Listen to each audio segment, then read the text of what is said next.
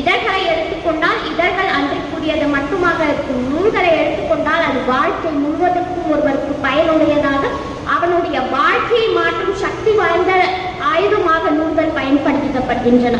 இவற்றையெல்லாம் வைத்து பார்க்கும்போது வாசகர்கள் பெரிதும் விரும்பி படித்து மகிழ்வது நூல்தானே என்பதில் எவ்வித சந்தேகமும் ஐயமும் இல்லை.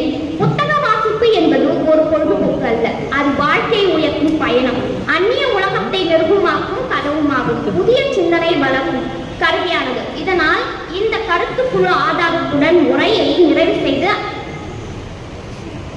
ஐயா உங்களிடம் ஒரு கேள்விங்க ஐயா. ஆமாங்க ஐயா, நீங்கள் சிறு வயதில் இதழ்களை படித்து பயன்பெற்றீர்களா, நூல்களை படித்து பயன்பெற்றீர்களா, மகிழ்ச்சி அடைந்தீர்களா?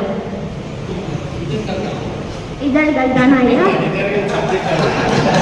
நீங்கள் இதழ்கள் தான் சொல்வீர்கள், பட் ஆனா நீங்க நூல்களை படித்து பயன்பெற்றிருப்பீர்கள். எக்ஸாம்பிள் வந்து இப்போ தமிழ்நாட்டுல ஐஏஎஸ் ஆபீசர் வந்து இந்தியன் அட்மினிஸ்ட்ரேஷன் சர்வீஸ்ல புக்கு படிச்சு, அதாவது நூல்களை படிச்சுதான் அவங்க வந்து இது பண்ணிக்கிறாங்களே தவிர ஒரு ஜேர்னலை படிச்சு ஒரு இதழை படிச்சு அவங்க வந்து யூஸ் பண்ணிக்கிறத மோஸ்ட்லி இல்லை. அதனால இப்போ வந்து நேரா நூலகத்துக்கு வந்தாலுமே ஒரு வாசகர் வந்து இதழ்களை வந்து ஒரு அரை மணி நேரம் தான் பார்க்க முடியும். ஆனா வந்து புத்தகத்தை வந்து பல மணி நேரம், ஏன் ஒரு நாள் ஃபுல்லா ஒரு நாவல் எடுத்துக்கிட்டா கூட அது கண்டினியூஸா இன்ட்ரெஸ்டா ரீட் பண்றதுக்கான குவாலிஃபிகேஷன் அந்த ரீடர் கிட்ட இருக்குது.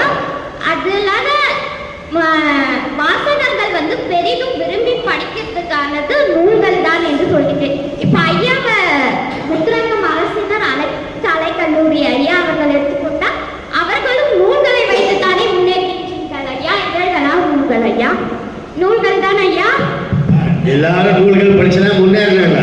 நம்ம கேள்வி என்னன்னா, லைப்ரரிக்கு உள்ள வந்து அவங்க ஆர்வமா படிச்சு சந்தோஷமா வெளியில போறாங்கன்னா நூல்களை கிட்ட போறாங்களா?